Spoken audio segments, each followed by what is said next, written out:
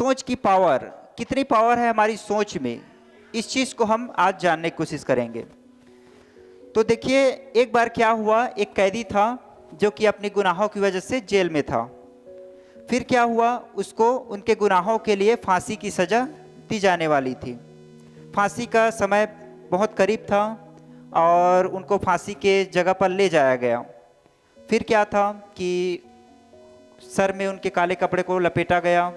मरना तो तय था, चाहे लटका करके मारा जाए, चाहे और भी तरीक़ों से मारा जाए, लेकिन वहाँ पर जो एक शर्त रखा गया, चलिए तुमको हम लटका करके नहीं मारेंगे, बल्कि तुमको एक कोबरा सांप से कटवा करके डसवा करके हम, ठीक है, उसके बाद में बच गए तो बच गए, वो तुम्हारी मर्जी है।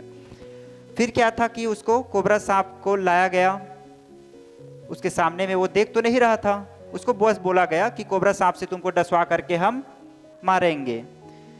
फिर बाहर से प्लानिंग किया गया और 2 पिन लाया गया, पिन, नुकीले पिन, और दोनों को एक साथ चुभाया गया कोबरा के डंक की तरह।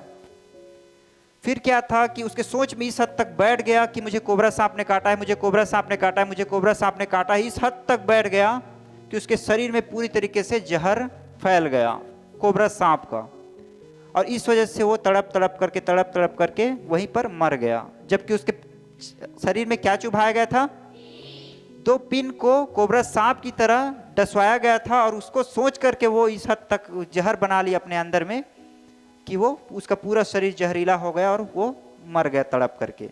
फिर जब पोस्टमार्टम किया गया और उसके शरीर को देखा गया तो पता चला कि उसे तो, उसका शरीर तो पूरी तरीके से जहरीला हो गया है, और वो भी कोबरा सांप के डंक से।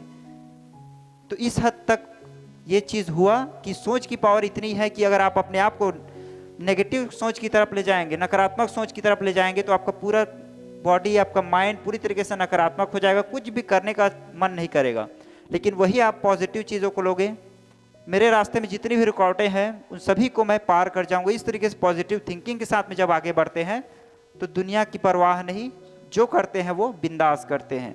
लाइन सुना आपने, दुनिया की परवाह नहीं, अब जो करना है वो बिंदास।